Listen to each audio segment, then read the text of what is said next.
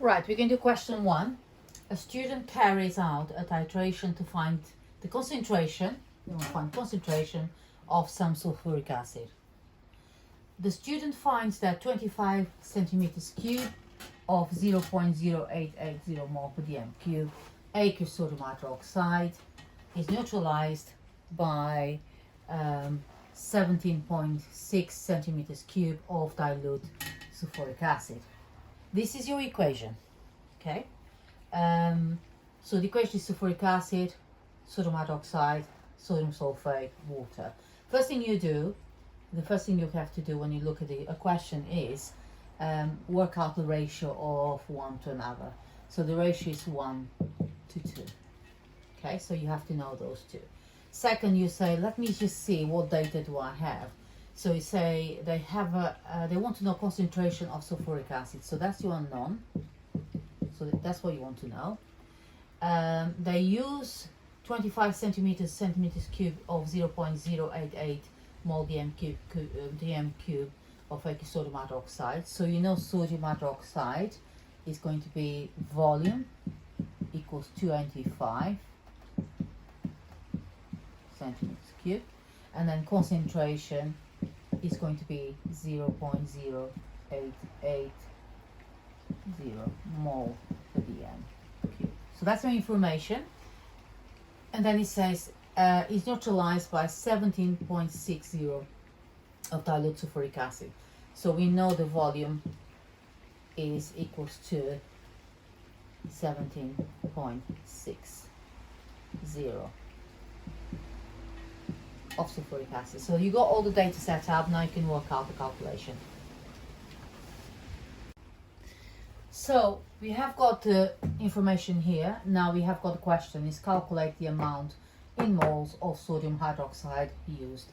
So you have got this information here, and you know the formula using that we're going to use is moles equals concentration in mole per dm cube times volume. Because the volume is centimeters cube, you divide that by 1000. Okay, so let's start. Moles equals 0.088 times 25 divided by 1000.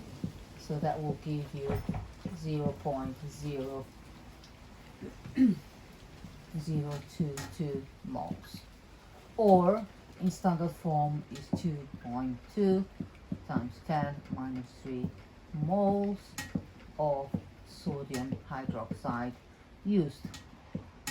So that's the first question sorted. Right, question number 2 says here, determine the amount in moles of H2SO4 used. You already know the number of moles of sulfuric acid is 0.0022 moles. So if you do a ratio 1 to 2, because it's 1 to 2 ratio there, 1 to 2. So basically you divide your answer by 2, so moles of sulfuric acid equals to 0.0022 divided by 2, which gives you 0.0011, or 1.1 times 10 minus 3 moles in a standard form. So that's a standard form. So that's second question answers. That's second question. Right, for question number 3, calculate the concentration in mole per dm cube of sulfuric acid used. So the first thing you do, you work out moles, you work the formula moles equals concentration in mole per dm cube times volume, centimeters cube divided by 1000. So you know the moles of sulfuric acid is 0.0011 equals to concentration, that's why unknown, times the volume, which is 17.6, you divide that by 1000. You have to rearrange this now to find concentration. So I would do 0.0011 times 1000. So if you times by that 1000, get rid of the 1000 for people who don't know how to do this, equals to concentration times 17.6. So if you rearrange that, it gives you concentration equals to 0.0011 times 1000 divided by 17.6. So the concentration of sulfuric acid is the answer given is 0.0625 mole per dm cube. So that's the answer to that question. So that's one question and 3 answers. Thank you. Now we have got a question about volume of room temperature and pressure. So that's something different for you to work out. So a potassium reacts with water. So this is the equation. 2K solid plus 2 waters gives you 2 potassium hydroxide plus hydrogen gas. So the ratio is 2 to 1. No, 2 to 2 here. To 2 to 1. So you can ratio a whole equation. 0.2346 grams of potassium is reactive with excess water. Calculate the volume of gas formed. So the gas formed is only this. So you have to look at your symbols in here and see which one is gas. The only gas we have is this one here, which is hydrogen gas. The gas is measured room temperature and pressure. Okay, so that means you have to use the formula for volume. So you want to work out gas. To work out gas, you need to go moles equals volume of gas in centimeters cubed divided by 24,000 centimeters cubed.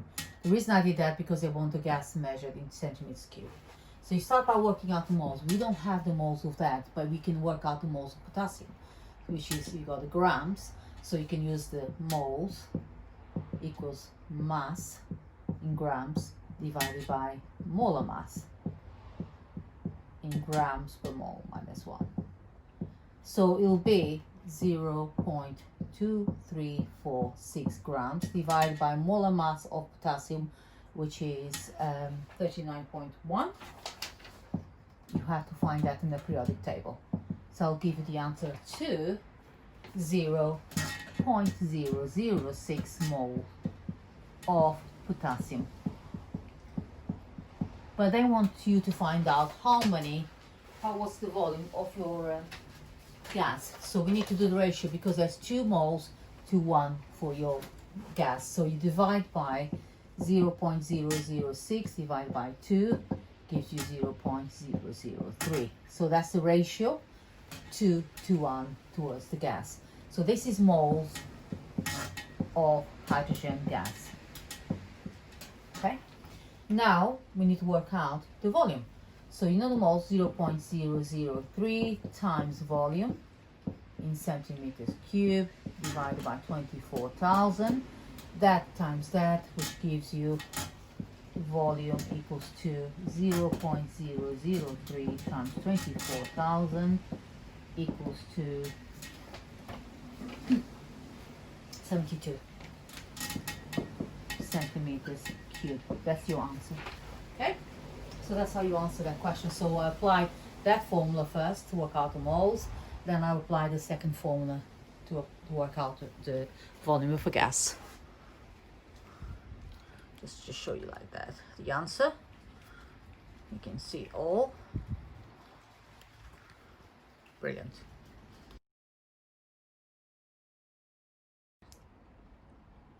Right, we need to work out this question now. Silicon reacts with chlorine to form molecules of silicon tetrachloride. How many molecules are present in 8.505 grams of silicon tetrachloride? First we need this formula, moles equals mass over molar mass, and then you need to know 1 mole of any substance according to Avogadro's constant is 6.02 times 10^23, the number of molecules. So start by working out the MR of silicon chloride because we need to put in there. So it's going to be 28.1 plus, and if you add them up it'll be 35.5 times 4. So the MR is going to be 170.1.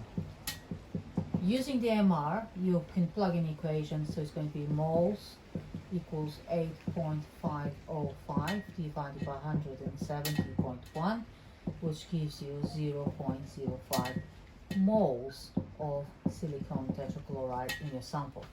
If you want to know now molecules, you have to multiply this number times 6.02 times 10^23, which equals to 3.01.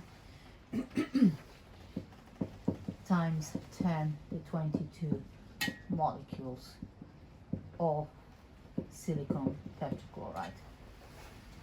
Just to make sure that we got a whole answer there. That's good.